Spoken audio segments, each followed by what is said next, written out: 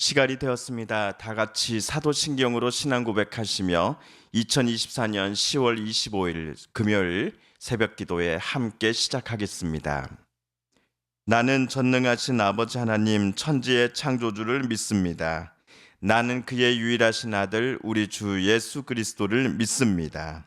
그는 성령으로 잉태되어 동정녀 마리아에게서 나시고 본디오 빌라도에게 고난을 받아 십자가에 못 박혀 죽으시고 장사된 지 사흘 만에 죽은 자 가운데서 다시 살아나셨으며 하늘에 오르시어 전능하신 아버지 하나님 우편에 앉아 계시다가 거기로부터 살아있는 자와 죽은 자를 심판하러 오십니다. 나는 성령을 믿으며 거룩한 공교회와 성도의 교제와 죄를 용서받는 것과 몸의 부활과 영생을 믿습니다. 아멘. 오늘 우리와 함께 읽을 기록된 하나님 말씀은 구약의 말씀 1325쪽경에 있는 스가랴서 제14장 12에서 15절까지의 말씀입니다. 오늘 함께 말씀을 우리 봉독하도록 하겠습니다. 스가랴서 제14장 12에서 15절까지의 말씀 오늘 함께 읽고 묵상합니다. 예루살렘을 친 모든 백성에게 여호와께서 내리실 재앙은 이러하니 곧 섰을 때 그들의 살이 썩으며 그들의 눈동자가 눈구멍 속에서 썩으며 그들의 혀가 입 속에서 썩을 것이요 그날에 여호와께서 그들을 크게 요란하게 하시리니 피차 손으로 붙잡으며 피차 손을 들어 칠 것이며 유다도 예루살렘에서 싸우리니 이때에 사방에 있는 이방 나라들의 보화 곧 금은과 의복이 심히 많이 모여질 것이요 또 말과 노새와 낙타와 나귀와 그 진에 있는 모든 가축에게 미칠 재앙도 그 재앙과 같으리라. 아멘.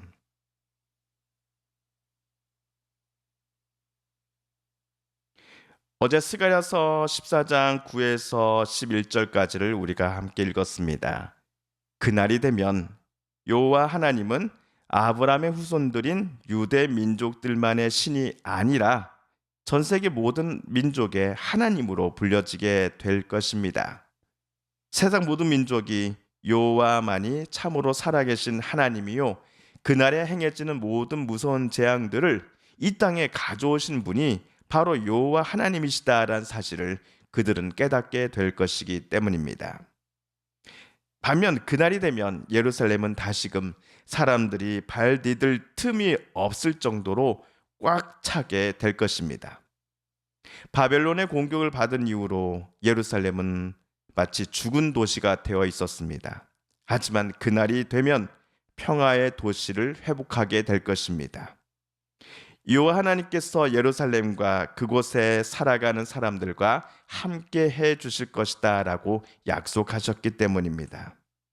하나님께서 함께 하시겠다라고 선언하신 곳, 하나님께서 머무시기를 기뻐하시는 곳을 우리는 또 다른 베델이라고 부를 수 있을 것입니다. 한편 오늘 우리가 읽은 스가랴서 14장 12에서 15절까지 단락은 그날에 있을 예루살렘을 치러 온 모든 민족을 향해 하나님께서 내리시는 재앙을 언급하며 시작합니다. 우리 12절, 13절을 세번역 성경으로 다시 한번 읽어봅니다. 시작. 예루살렘을 치러 오는 모든 민족을 주님께서 다음과 같은 재앙으로 치실 것이다. 그들이 제 발로 서 있는 동안에 살이 썩고 눈동자가 눈구멍 속에서 썩으며 혀가 입 안에서 썩을 것이다. 그날이 오면 주님께서 보내신 크나큰 공포가 그들을 휩쓸 것이다. 그들은 서로 손을 잡고 저희들끼리 손을 들어서 칠 것이다. 예루살렘을 치려는 같은 목적으로 유대 땅에 모였던 수많은 적군들이 자신들의 군사력과 외교력이 매우 뛰어나다라고 아마도 생각했을 것입니다. 그 어느 누구의 방해도 받지 않고 예루살렘 성을 단숨에 무너뜨릴 수 있을 것이다 라고 저들 연합군들은 간주했던 것 같습니다. 그러나 결과는 정반대였습니다. 함락을 자신했던 그들은 오히려 큰 패배를 맛보게 됩니다. 성을 함락시키기는커녕 오히려 자신들이 큰 피해를 입게 됩니다. 게다가 저들 적군들의 육체에는 무서운 재앙이 임하게 될 것입니다. 또한 그 날에는 큰 공포가 연합군 모든 이들의 마음에 임하게 될 것입니다. 그러면 예루살렘을 치고자 처음에는 함께 연합을 약속했으나 마음속에 임하게 될 이 공포로 인하여 그 약속은 깨지게 될 것입니다. 처음에는 분명 동맹을 맺었으나 나중에는 자기네들끼리 치고 죽이는 일이 일어나게 될 것입니다.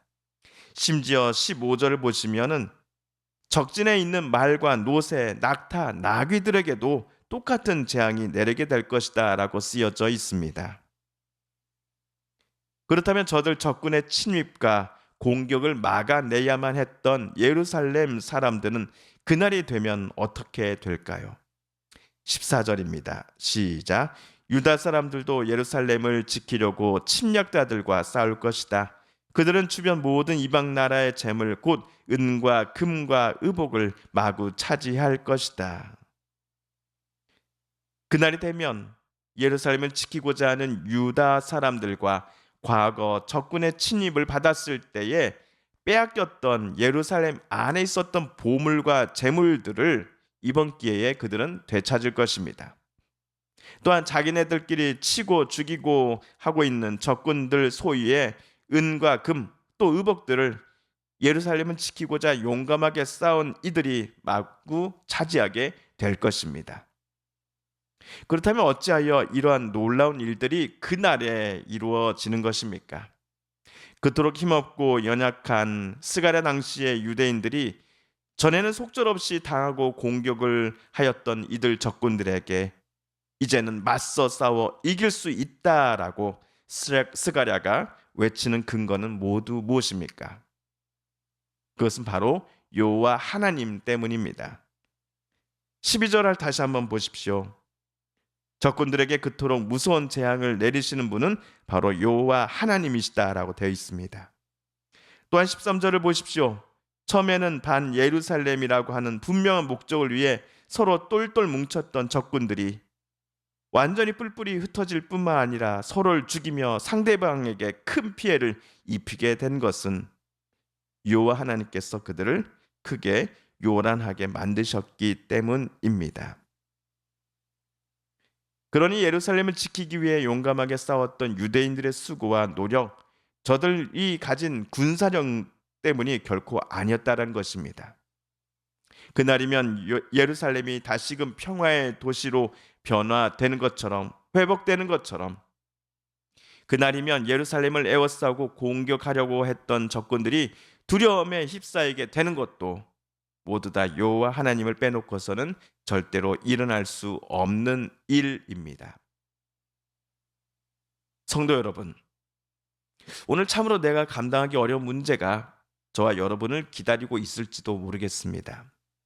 그러나 오늘 스가랴 선지자가 기록한 것처럼 즉 하나님의 백성을 공격하고 위험에 빠뜨리고자 하는 모든 악한 것들을 하나님께서 친히 백성들을 도우시고 그 적들과 맞서 싸워 이겨주시는 것처럼 오늘 저와 여러분의 마음과 인생을 짓누르고자 하는 것들에도 우리 하나님께서 간섭해 주실 것입니다. 그것들로 인해 마음 아파하고 힘들어하는 우리들을 하나님은 절대로 모른다 하지 않으실 것입니다. 그렇다면 오늘 이 아침 우리도 함께 기도하십시다. 하나님 스가랴를 통해 예루살렘과 유대 땅에 약속하셨던 그 은혜와 보호하심 그리고 평화와 구원하심의 역사를 이 부족하고 연약한 당신의 자녀인 우리들에게도 보여주시옵소서라고 하나님께 이 아침 저 여러분 함께 기도하십시다. 주님께서 가르쳐 주신 기도를 드리며 스가랴서 말씀 묵상 제 34번째 시간을 모두 마칩니다. 하늘에 계신 우리 아버지, 아버지의 이름을 거룩하게 하시며 아버지의 나라가 오게 하시며 아버지의 뜻이 하늘에서와 같이 땅에서도 이루어지게 하소서.